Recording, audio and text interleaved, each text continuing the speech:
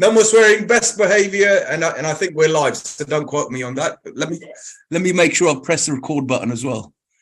I should know how to do this, shouldn't I? Now, apparently we are live.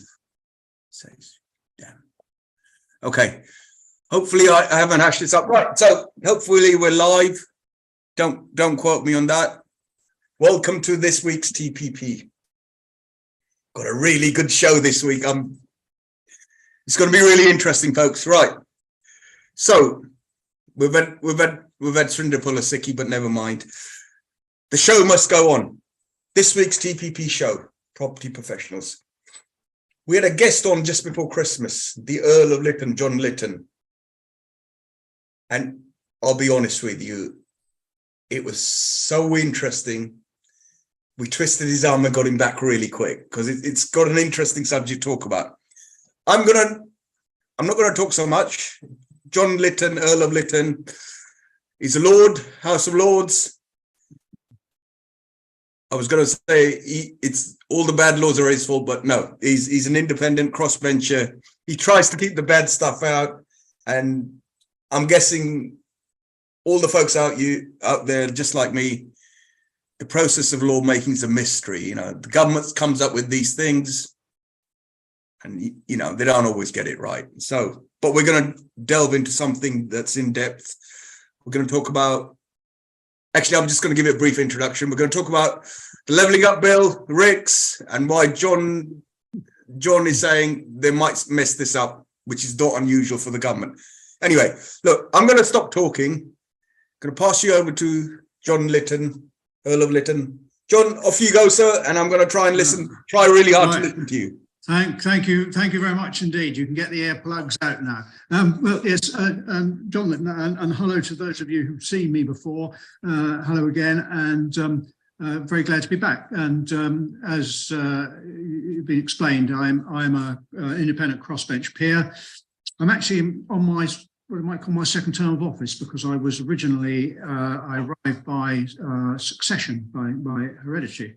Back in 1985, left when the Blair government came in and made its reforms, abolishing most of the seats for the hereditary peers.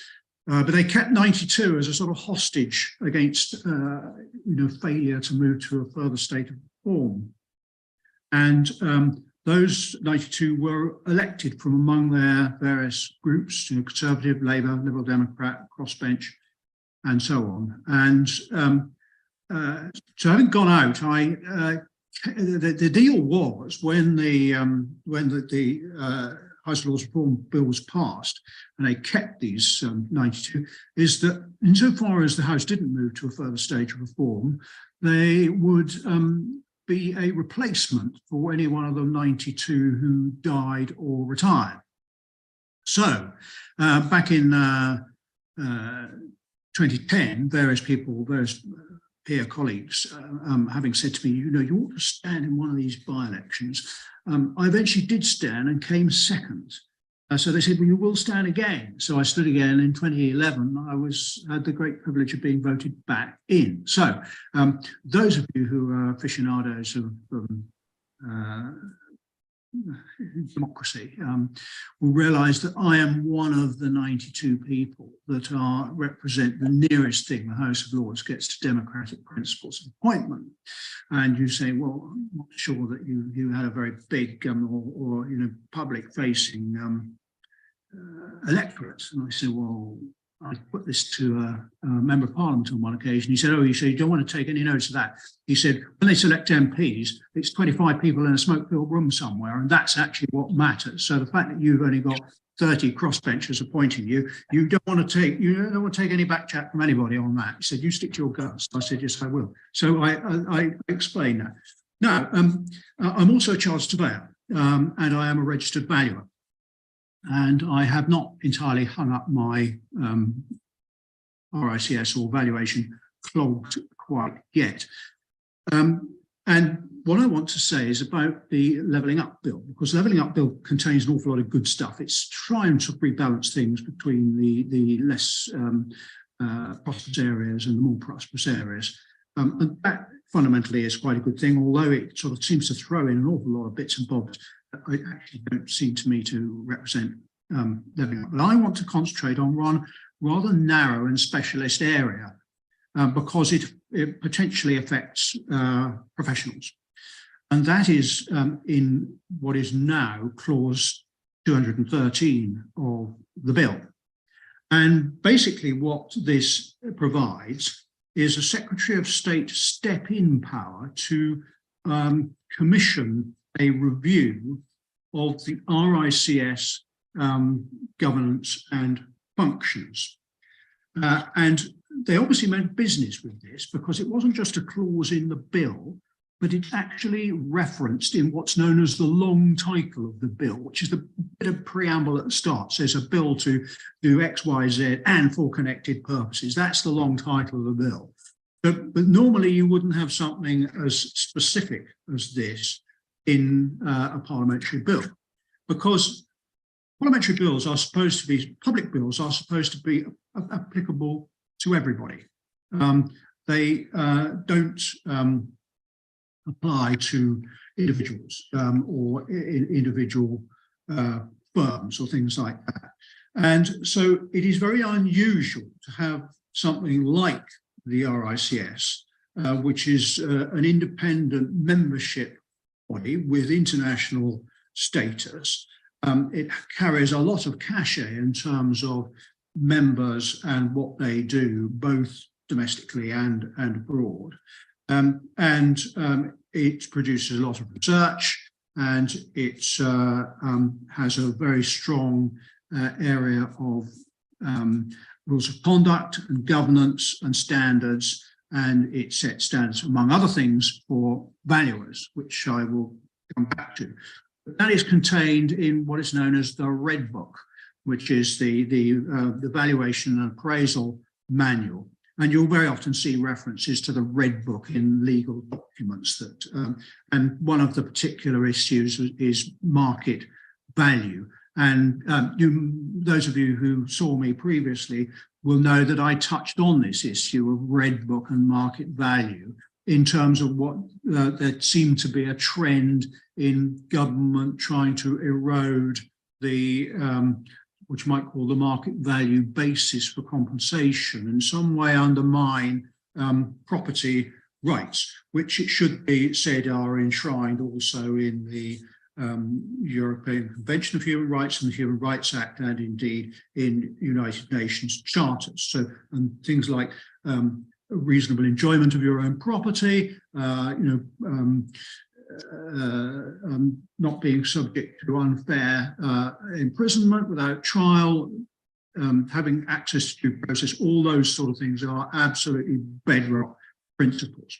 So the question then was, well, why has the government put this in? And basically what it says, the Secretary of State may from time to time appoint an independent person to carry out a review of A, the governance of the Royal Institution of Chartered Surveyors, B, the effectiveness of the institution in meeting its objectives, and C, any other matter specified in the appointment. Now, I have been trying to find out what is the policy background to this, and at the moment I am not getting anywhere. At second reading, when this bill came to the House of Lords, it's already been through the Commons, it should be said. At second reading, I raised this point and said I would like to see the policy background. I then subsequently got a letter back from the Minister, Baroness Scott, which set out what she thought were the consequences of the measure in relatively what you might call the immediate consequences of the measure, but didn't set out the policy background and certainly didn't address what I was interested in, which were the longer term downstream consequences of what might happen. The proposal to include something like this, naming a specific body holding a royal charter, bearing in mind, although you can't practice as a chartered surveyor unless you're a member of the RICS, lots of people do the things that chartered surveyors do, or bits of them, without being chartered surveyors at all. And they may be responsible for other bodies. So if you like, the RICS has no reservation of title. It's not like architect, where you can only be an architect if you are a member of RIBA or some similar accredited body. Anybody can call themselves a surveyor. Anybody can call themselves a valuer. Anybody can call themselves a minerals assessor. Somebody who's an oceanographer, might have been trained in cadastral or things, terrestrial or oceanography things. They may or may not call themselves chartered surveyors. They may be accredited because through some route that's through some other type of institution altogether. So if you like, RICS is the embodiment of a brand, and it's a very successful brand. And it's internationally recognized and has international credibility. It also has credibility with government. So it's rather unusual to find a thing like this creeping into legislation. And you sort of ask the question, well, where's this coming from? Why is that being put in there? And so I did a bit of digging. I understood some of what was going on. And I think what the first thing you have to say is, well, if they're going to have these sort of step-in powers to do with the RICS, what is prevent them having step-in powers with any other body? And where you've got a body with international credentials of one sort or another in international state, what does the move towards creating a step-in power for the Secretary of State tell you about what the government thinks about this body, and therefore what its sort of status and standards and credentials might actually be? Because it's sort of putting a post-it note on your forehead with something sort of slightly derogatory on it, and that's certainly how RICS sees it. And of course, this affects not only its image domestically among some very big chartered surveying practices, and they're the ones that really are the movers and shakers in the market, not the RICS itself, but also internationally. This government can sort of have these sort of step-in powers. Well, isn't that some sort of interference with our sovereign independence as a professional institution? So there are implications there, and I think property professionals generally should start taking note, because I think this is it potentially sets a precedent. Now, I have to explain that my views here are strictly personal ones. So I don't want anybody running off and saying, that I'm the voice of government or anything like that, or that I'm the voice of the crossbenches. I'm not. The crossbenches aren't a political grouping as such at all. They're just a group of like-minded people who are not politically aligned, who get together for a weekly meeting and have a summer cocktail party, and that's about it. But they're not whipped. They're not. There's no construct in terms of driving a particular agenda or driving a particular party manifesto. It doesn't have one.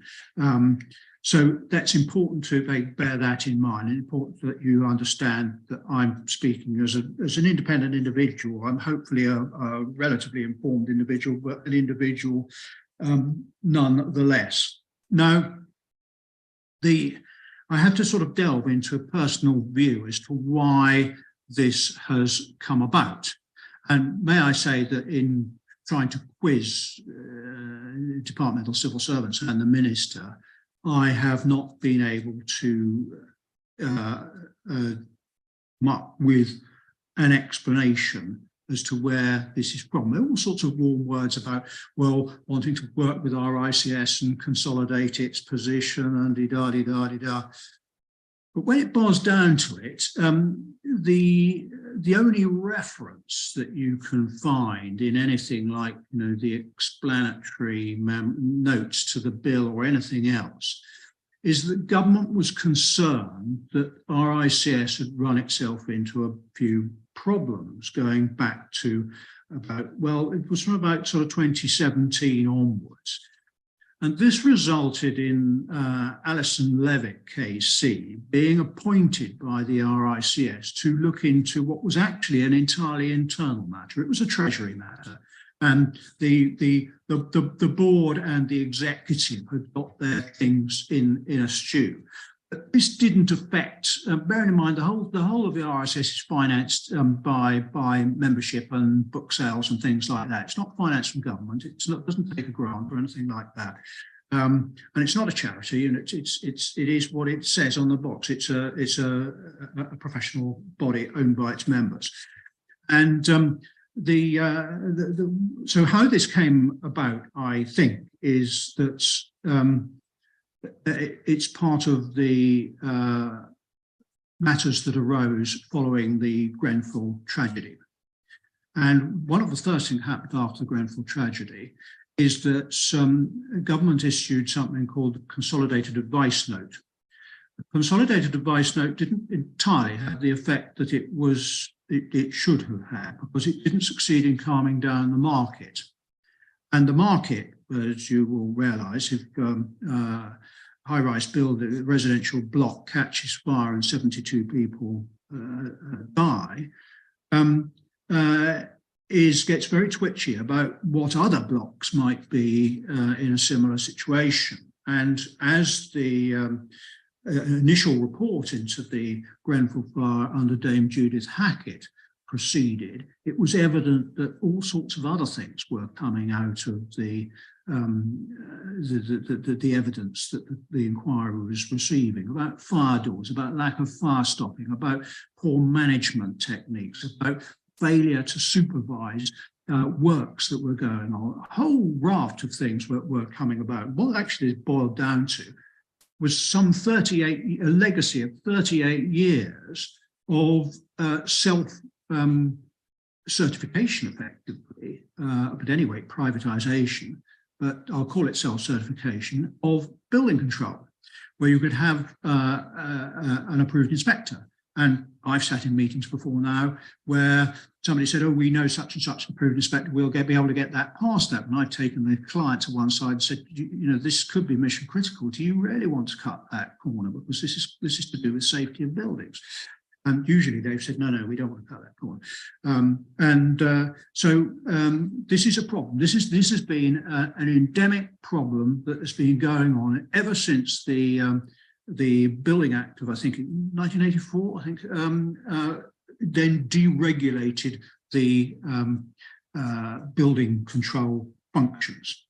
And that produced perverse outcomes. You had developers who were effectively marking their own homework, and one or two developers actually owned the approved inspector firm that was supposed to be signing off their work.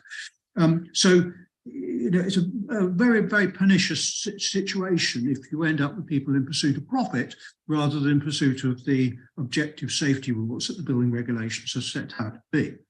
So I move on. In order to try and overcome the problem with the resultant mortgage jump, because everybody run for cover in terms of lending against flats, because nobody knew which flats were any safer than any other. So the mortgage companies became very reticent about granting mortgages, and the insurers became very reticent about insuring the buildings. Never mind the fact that the other bit of the insurance, the one that does professional indemnity, was also getting very nervous about who it had insured and what sort of risks some of these people had run during the course of their professional careers when they'd been carrying PI insurance. So the thing started to unravel big time. RICS was asked by the government if they could do something about this. And they got together with the lenders and the insurers, with valuers and with the legal profession, and produced something called the EWS1. And EWS1, and I really sort of paraphrase this, was about having somebody who was accredited who would stand outside the building and say, is there or is there not an issue with cladding? And that was to try and have a course sift to make sure that buildings that quite clearly, obviously, didn't have a problem, didn't get caught up in this mortgage log, and it worked. It freed things up. But as time went on, and more stuff started coming out of the inquiry, nervousness crept back in, and the government in 2021 commissioned a group under Dame Judith Hackett, who by that time had finished doing her bit of the Grenfell inquiry, and it had been passed on for the second phase, which is under Sir Martin Moore-Bick. So Dame Judith was rolled out again, and she and a group of fire experts, very eminent people, produced a statement which confirmed that lower-rise buildings, so that's basically the sub-18-metre high ones, were in a significantly lower risk category. Now, you've got to bear in mind that that independent expert group was looking at the thing from a critical life safety issue. So it was really safety to human life. And that's what fire officers and fire engineers do. But what they didn't do was to look at it from a valuation point of view. And I'll touch on that in a minute, because the department, armed with this independent expert statement, went off to the RICS and said, we'd like you to sort of withdraw your EWS1 because the new PAS 9980, this is the British standard, is going to come out. And we think that, with the benefit of what the independent experts have said, there isn't the same risk for these lower rise buildings. Well, RICS went off and reconvened this huddle of lenders, insurers, valuers, and others, and they were unanimous that they thought that the thing should stay, that there shouldn't be a revised instruction to valuers, and that they should they ought to sort of continue sort of business as normal. This appears to have made ministers absolutely incandescent, and there is plenty of apocryphal and indeed some written evidence to show how annoyed they were. And so it didn't really come as a great surprise that 5 months later, when the bill, the Levelling Up Bill, is published, it contains this clause 213 with this thing. And I won't join the dots up for you, but you come to your own conclusions as to whether there was cause and effect which resulted in that clause, given the circumstances. Now, I'm just going to rewind a little bit, because I explained that the independent expert statement looked at the life-critical issues to do with buildings of different heights. But RICS and the valuers had to look at it through a different prism, which was the security for the loan. And before you say, well, that's an awfully venal thing to be talking about, because it's really, people being in safe in their homes, isn't it? And I say, absolutely it is, because of course, the insurers and the mortgage lenders are absolutely interested in the fact that the person whose efforts and whose earnings are repaying the mortgage remains in the land of the living. Thank you very much. But they do also have to be concerned with the fact that the building itself doesn't need to end up as a pile of charred sticks.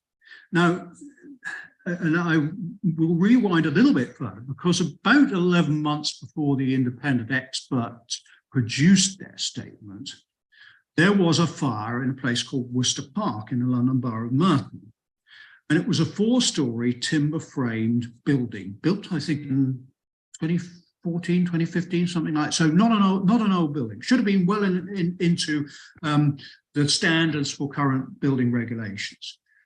And this, the fire brigade apparently turned up 11 minutes after the alarm was raised, but the fire had progressed so rapidly that all they could do was cordon off the area and prevent it spreading to other building and damaging other property. They could not save the building. Now, that was a 4-storey building, so under 11 metres. So should have been, according to the independent expert statement, one of those buildings that was inherently the safest of all the 3 categories they had: the over 18, the 11 to 18, and the sub 11. So that came as a root shot. Now, the independent expert statement, of course, made no mention to this, but it was a matter of fact that RICS had to consider a broad context whether it was going to hold the line on the instructions and the guidance it gave to valuers. And the guidance is that RICS is, although it is mandatory that surveyors have to have regard to it, it is not mandatory that they have to slavishly adhere to every single bit. They can depart from it if there is good reason to do so. All it says is that if you depart from it, you have to state in your report why you departed from it, and you have to give good reason. You have to draw it to the attention of the person who's doing. So that was so RICS was looking at this thing through what you might call the financial prism, whereas the independent experts, fire experts, were looking at it more through a critical safety to human life prism.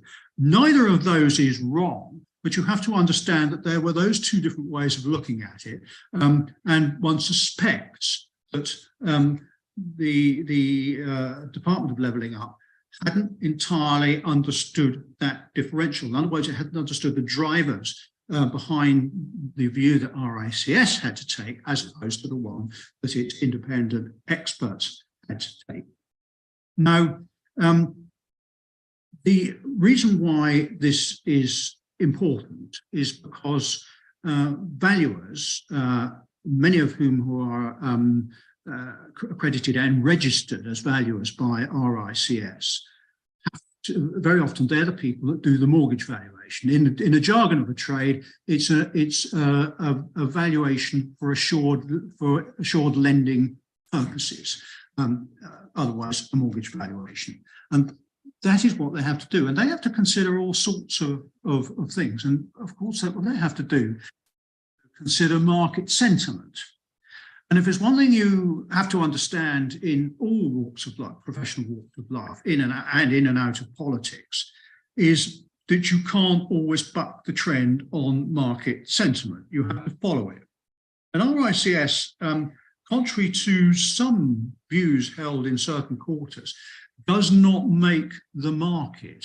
Its members may be sufficiently influential in certain markets, either individually or collectively, whether it be Singapore, Hong Kong, Malaysia, the central London, New York, Cape Town, wherever it happens to be. But RICS doesn't itself get involved in the mercantile thing. And you have to distinguish between what is done by powerful commercial members and what is done by the RICS as a professional body in terms of setting the standards. RICS would not have been in a position to alter the geometry of the risk profile in dealing with mortgage valuation for apartments in blocks. Because the real people behind this are not RICS. RICS is simply one of the people that advise on a certain aspect value. The real parties to the deal are the mortgagor, so effectively the owner of the long leasehold, the mortgagee, who is the lender, and an insurance company. And those are the three parties to the deal. You can leave out a freeholder and a few other bits and pieces on the way. So neither the valuer, who has to advise on what its open market value would be, or the lawyer are principals in that transaction. They're simply in an advisory capacity. And bearing in mind what was happening about the ballooning scope of remediating buildings that had fire safety issues that needed to be dealt with, which meant that even if the building wasn't at imminent risk of burning down, because it didn't have cladding and therefore wasn't encapsulated in flammable stuff, there were other things about fire doors and fire stopping and all the rest of it, and the protection of service risers and stuff like that, and maintenance of alarms and whether the alarms were sufficient to allow people to get out given the height of the building, and so on and so forth.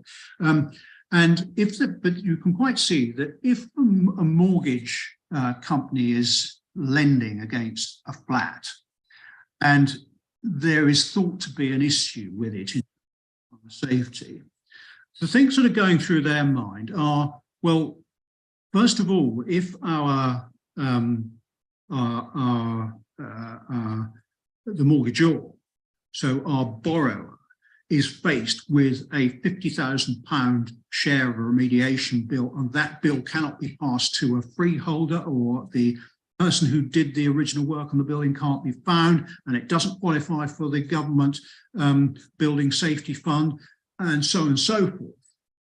That means our borrower is going to be left in the firing line carrying the can for this. And if that causes the borrower to default on the loan, then we have to step in place of that, and we have to then get faced with this cost tab. More to the point, because our interest is to get the money back that we've lent against the property, we would have to get into a situation where we would be in a position to sell reasonably promptly. But if the remediation scheme is tied up with chasing who's responsible and how you're going to do it, and trying to get the agreement of all the occupiers, and possibly a freeholder who doesn't want to cooperate, that can be very drawn out. And meanwhile, you've got mounting costs with Waking Watch, you've got mounting costs with insurance, and so on and so forth. So it's a very, very toxic situation for the lender. And it's the lender and the insurers who are, as I say, the people who dictate the terms, and they're the ones that assess the risk. RICS valuers, if you like, and any other valuer, is simply saying, how does this play out in the marketplace? Do I need to make a deduction for these things? And we've got, obviously, they're the known factors, because somebody might have prepared a remediation scheme, but it might be that it's a sister block or very similar design to some other block elsewhere that's got problems, but you haven't got round to getting some specialist in, because there aren't that many of them have been trained yet to actually assess your building. So there's a known unknown, and you don't know what's behind the pound sign in terms of that. So that makes it really difficult in terms of lending. And you have to understand the dynamics of what lenders are. And they have algorithms that are highly sensitive and highly sophisticated. So we run into a situation where the government, for all sorts of legitimate reasons, wanted to contain this potential contagion from spreading, and possibly saw RICS as being somebody who they wanted to get on side. And RICS will say, well, according to our criteria, we can't agree with you. So I suspect that what this is about is effectively a clash between political policy on the one hand and valuation philosophy and risk on the other. And that, I think, is where we've got to. And I don't say, the government was wrong to do that, to try and get the RICS on that. And it may well be that, things were put across in a way that, could have been, said slightly better. I don't know. I wasn't part and parcel of that. So I'm just trying to work out why things have got wound up. But there is obviously this wider implication, seeking to align political on the one hand and financial on the other hand objectives when you're rolling out government policy. And there's a lot of reputation, political and financial governance reputation involved here. This country, Great Britain, has one of the biggest exposure to private sector lending secured against residential property. It's a huge sector. It's a massive amount. And anything that causes a glitch in that inevitably has a ripple effect through markets. So you're talking about very important national economic issues here. So where does that leave me as a peer? Well, I'm obviously going to have to try and table amendments in the committee stage in the House of Lords to see whether I can get the government to come up with its reasons for doing this and get a discussion going and see what other peers think, because the House of Lords is there to revise and improve things. And this looks like an incredibly untidy edge, and one that actually has, I think, quite serious repercussions because of our exposure to mortgage-based lending, and because of the importance of our professions, and because of the importance of independence of political interference. And bear in mind, it's all very well saying the Secretary of State, is some sort of disembodied person. The Secretary of State who might be triggering this review of RIC is a political appointee. He comes as a serious senior politician, with the political baggage and with the political thing. And RIC is not political, not party political anyway, and it has to be able to defend itself defend it in relation to jurisdictions where it might be not at all friendly. I mean, one thinks of Hong Kong in particular, where increasing incursions imposed on freedoms imposed by neighbouring China, are going to start having an effect on where how valuers can operate. It's only a matter of thing before you affect people's access to the courts and access to free speech and stuff like that, to say, well, you can't say that in a professional journal about the property market because that might be derogatory and affect the investment, and we wouldn't want that, would we? Well, but on the other hand, in this country, we rely on professions and independent people to speak truth to power, as they say in the jargon of the trade, and that's a very important thing. And you can't really be speaking truth to power if you've got somebody sitting on your shoulder, or potentially sitting on your shoulder, commissioning a review. Which brings me back full circle, because of course, going back to where I started, which was what clause 213 actually said. And I remind you that I referred to it was the governance of the Royal Institution of Chartered Surveyors, the effectiveness, quote unquote, howsoever that might be defined, presumably defined by the Secretary of State, effectiveness of the institution in meeting its objectives, and any other matter spelled out in the appointment. Now, RICS, as I said, covers a huge range of professions. It deals with, has members who are fine art auctioneers, has people who deal with minerals, and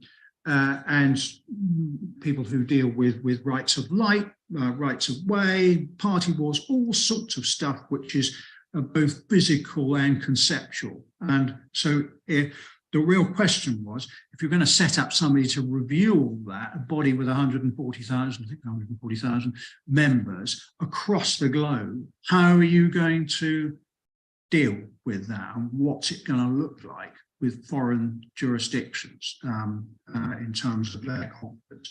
So I'm going to sort of leave that in park there and back to you, having explained what I see as the problem that's being faced. And I'm not yet clear quite how this is going to play out, but all I can say is watch this space.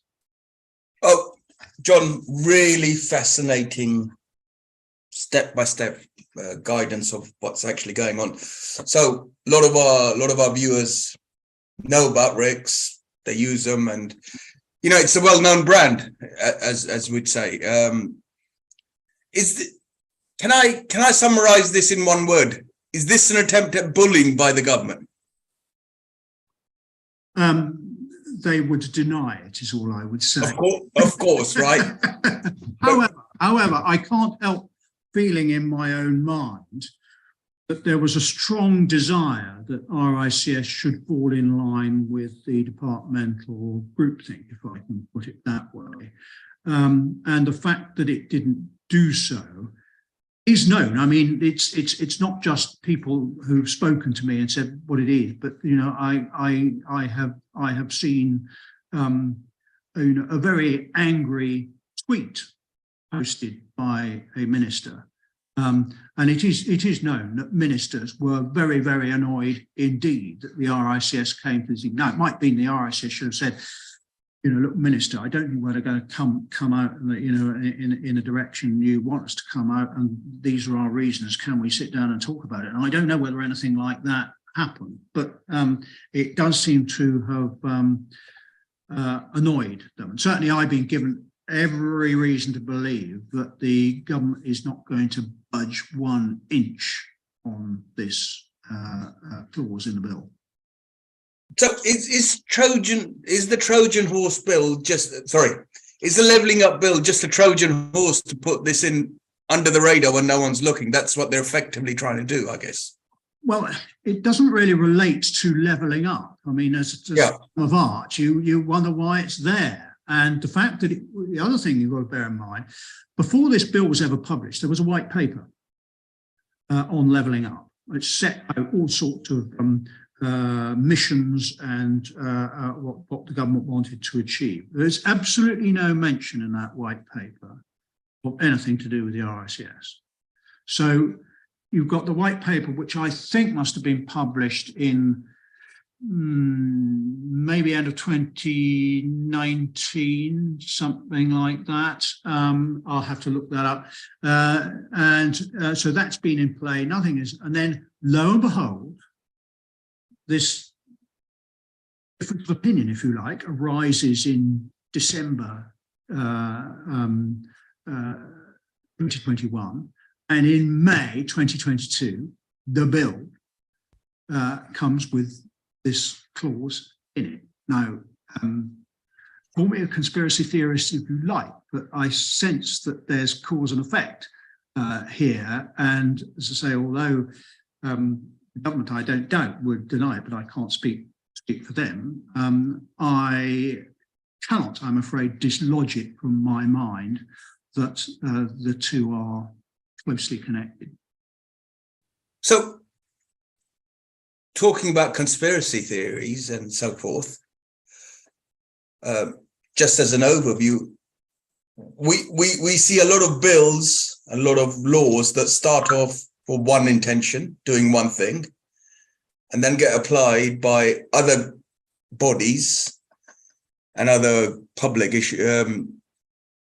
services and used for totally different purposes. I mean, traffic light cameras is an example, and bus lanes, all these sorts of things. Well, so we've seen the pattern a number of times, yeah? Absolutely. And when you see that, the Secretary of State may appoint in post co-wrote a review of, and it says any other matter specified in the appointment, that's pretty wide open. Never mind if you could find some objective metric by somebody who understood the whole of the profession that was enabled you to assess effectiveness as a term of art. And I mean, effectiveness, I don't think you'll find it in any dictionary of government questions. So you do have to sort of say, well, it sort of walks like a duck and quacks like a duck. And as far as I'm concerned, it almost certainly is a duck. So just to recap a little bit further, there were some RICS issues, and I'm not going to go into those now.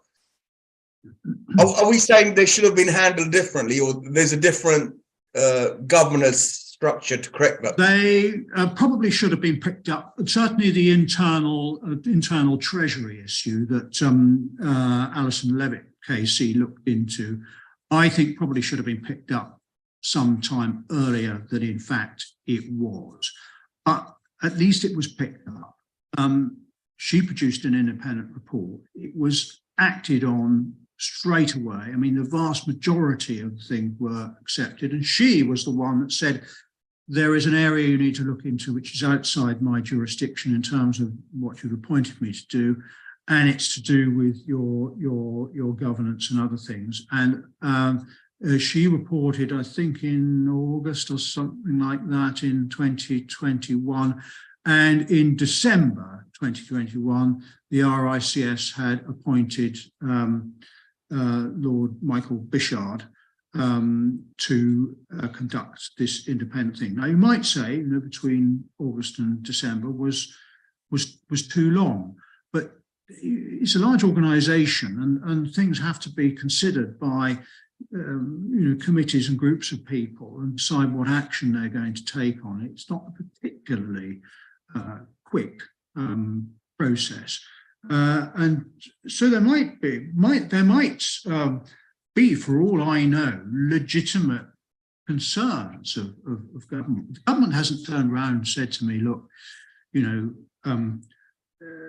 this organisation is doing something that is so underhand that, as far as we're concerned, it borders on something that might be illegal. You know, nobody's come back and said that that's what's happening, or it's operating in some corrupt fashion. There's no suggestion. Nobody's saying that that's what it is. And it would almost be easier for me to deal with if somebody come back and said, look, this is a corrupt organisation because of X, Y, and Z, or it's failing to make sure that members in other jurisdictions don't act corruptly. And I mean, I wouldn't know what happens in the Far East or Africa or the Americas.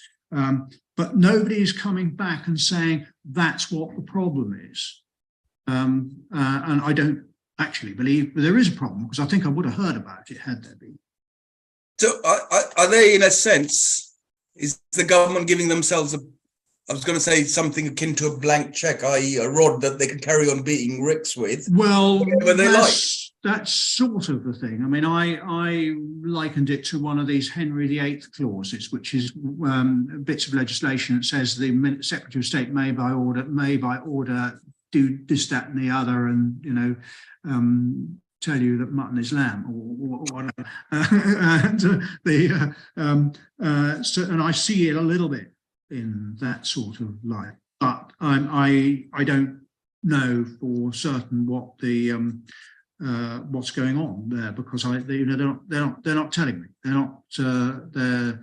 They clearly think that there is something that they need to deal with, and despite the fact that the RICS has now had these 2 reviews, acted on them, and put in place a proposal for having periodic reviews going forwards, which is, you know, basically what Section 213 is asking for. It appears, from what I can gather, is that isn't considered enough, or that they don't trust the RICS to do it, or something of that sort.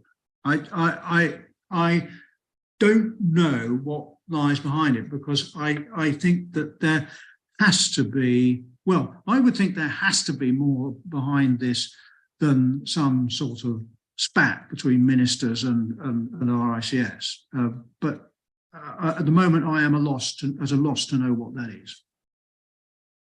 Okay, and you mentioned something really interesting, that property rights are ingrained in human rights and the UN legislation. Tell us a little bit about that, because that's really fascinating. You know, everybody assumes that, you know, property rights are right wing, and then you've got the left wing guy saying property's there. No. One of the principles of the human rights legislation, both nationally and internationally, is that people should be entitled to the reasonable enjoyment of their possessions. That's the first thing. It's along with, you know, sort of a right to a family life, and, you know, right not to be in prison without child. Reasonable enjoyment of their possessions. There's another one, which is not to be deprived of those possessions by the state, other than on overriding grounds and after due process, including the ability to access a fair and independent system of adjudication. And those are pretty much, if you look at those principles, they're actually embedded in the Compulsory Purchase and Land Compensation Act legislation that we have in this country, and that's been developing for 180 years. So I think starts off with the Lands Clauses Consolidation Act of 1846. It goes back that far, and it is developed. And if you're starting to sort of overturn these freedoms, and in the same way as you're starting to impinge on people's independence, and perhaps in this particular instance with the RICS, their independence of thought, then you know, the thing starts looking distinctly Orwellian in my book. Yeah, I'm going to bring Charanjit in, my co-host. Charanjit, have you got a question? Oh, hello. Yeah, hi. Hi, Hi. John. Hi. Apologize if there's a bit of noise behind me. I'm outside. But yes, just listening to you, I completely agree. It's deeply concerning. I mean, any interference like this that interferes in the sovereignty and independence of an organization, I mean, is concerning. And you really do have to wonder what the political motivation, could be. It totally sounds Orwellian.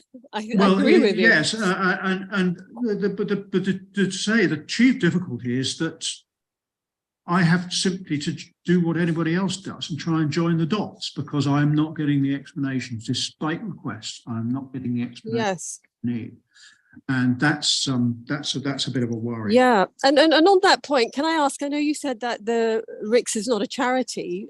From a legal point of view, what kind of entity is it? It's an independent membership organisation. It's wholly owned by its members. It's constituted under a royal charter. If you like, what it does is it regulates people who want to have the brand of calling themselves a chartered surveyor, but it doesn't regulate anybody else that wants to call themselves a surveyor but isn't chartered. Right. So there are lots of other outfits that will do this. And for instance, if I go back to valuation, there are at least 4 bodies that are involved with accrediting valuers in some way, which the main one is undoubtedly RICS.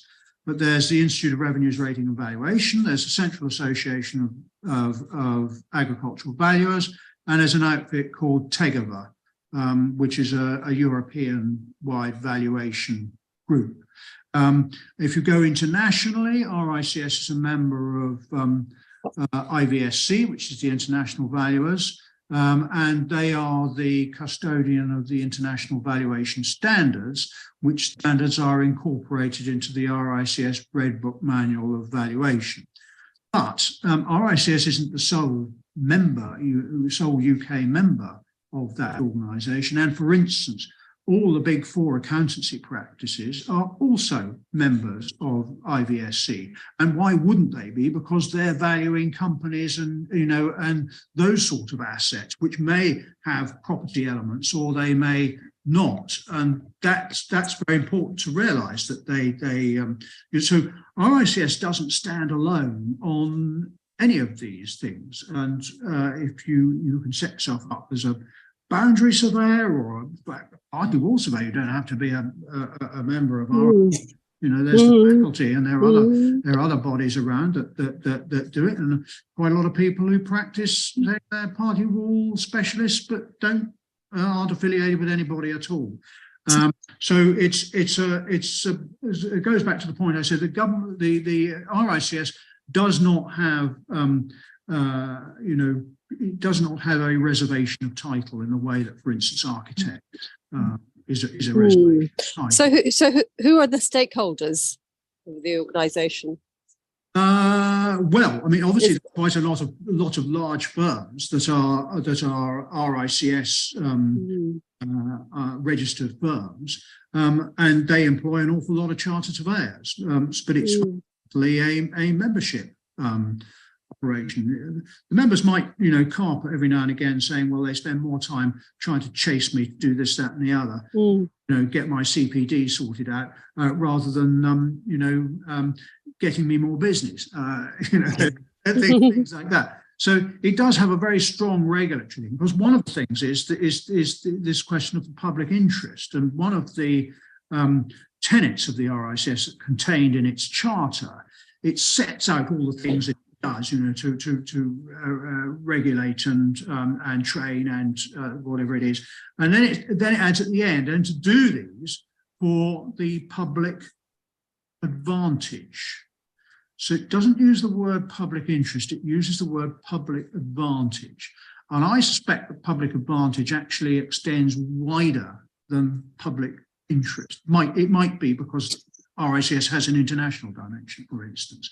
So if you ask about the stakeholders, there are, of course, all sorts of stakeholders by inference, in the sense that because it's closely involved in valuation residential property for secured lending, in other words, mortgage lending, you know, it is close to the lenders, but doesn't form part of them. It doesn't form part of their trade association any more than it forms part of the insurers' trade association. I mean, take for instance RICS people who specialise in loss adjusting. That's, you know, working out what the measure of the damage is when there's been a claimed loss under an insurance thing for one of the insured perils. That may be done by RICS, but then there's also there's a Chartered Institute of Loss Adjusters, and they train and accredit people in that particular. And if anything, they are nearer to the insurance industry. We always do say, oh, they sent the loss adjusters in because they want to limit the claim as far as possible, you know. And there's us saying, well, actually, we want to, you know, make sure that the guy is properly covered and not, you know, some cheese pair applied to the, you know, the interpretation of the policy. But so there are specialist firms out there that you know, might be RSS, but probably belongs to more than, I mean, I belong to more than one valuation. I'm a member of the Institute of Revenues, Ratings and Valuation. You know, that's as well as the RICS. And so I have, you know, two things. I'm generally regarded as a building surveyor, but I'm also a member of the Chartered Association of Building Engineers. So, you know, but admittedly, I'm a patron. Therefore, my position is slightly different there than being an ordinary subscribing member. But nevertheless, you know, I expect to, you know, uphold standards that they would approve of, as would the RICS approve of. Thank you, John. Others might be my judge. Thank you. I think what I was just getting at really was, where does the organisation stand sort of legally? And you know, in terms of being able to challenge this bill. Well, it's more a practical thing, because I think that, you know, RICS doesn't want to be seen to be in, you know, any sort of open hostility to the department. I'm sure they would agree with that sentiment. On the other hand, you have to sort of really wonder what's going on if, you know, Secretary of State or the department sort of comes up with a measure of this sort and sticks it in a public bill. So I think that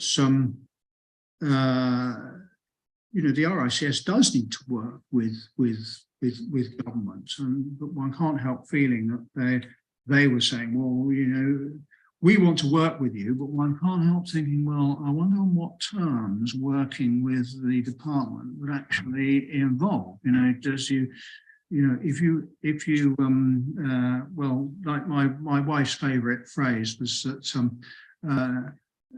drinking coffee out of a mug gives me a headache, so I now drink it out of a paper cup.